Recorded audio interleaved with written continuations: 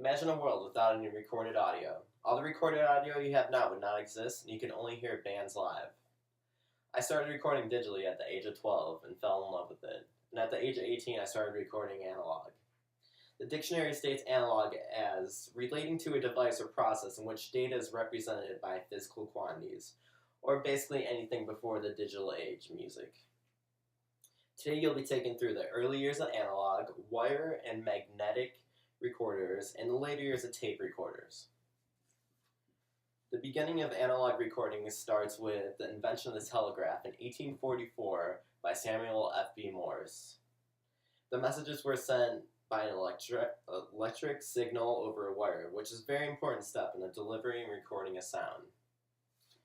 Shortly after the invention of the telegraph, Alexander Graham Bell invented the telephone in 1876.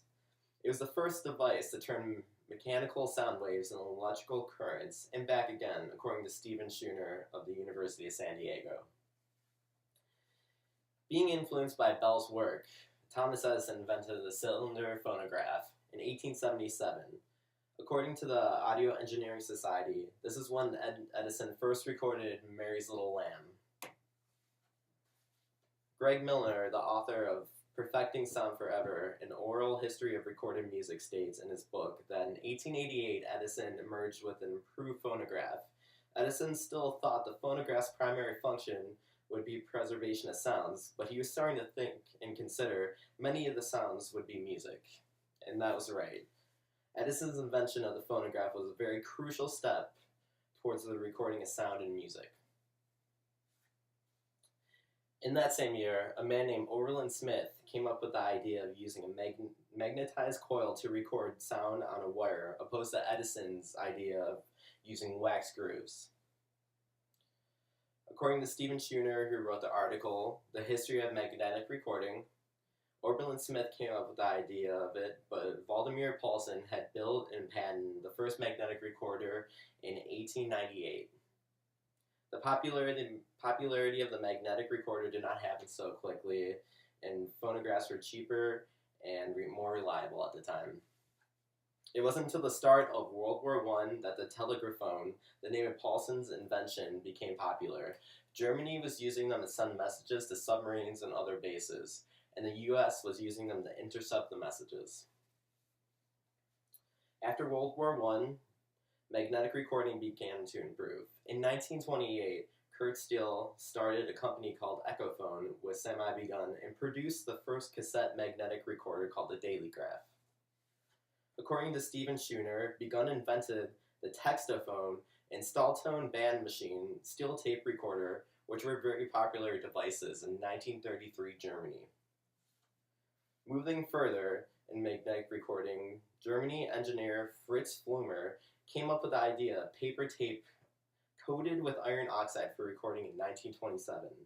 It wasn't until 1933 he came up with what we know as recording tape. Frederick Mathis, who worked with Flumer on the project, patented it in 1933.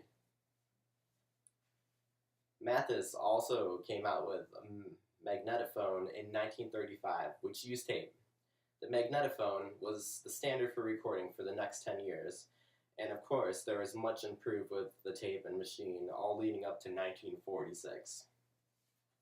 In 1946, Bing Crosby urged the broadcast industry to use magnetic tape for recording with the much success magnetic tape was getting.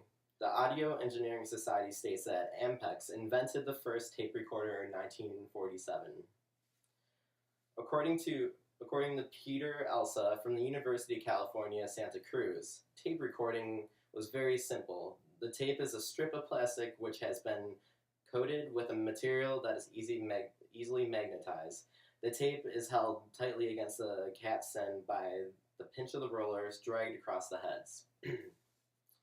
This style of tape recording would be used for the next 50 years roughly, until digital took over. Over those 50 years, many improvements took place to the tape and the consoles. Tape died out in 1997, and the last invention was the tape cassette, and those died out very quickly as well. Digital was less expensive and easier to use, especially in one's home. Today, there's still bands that use tape, and some examples would be Kings of Leon and Foo Fighters.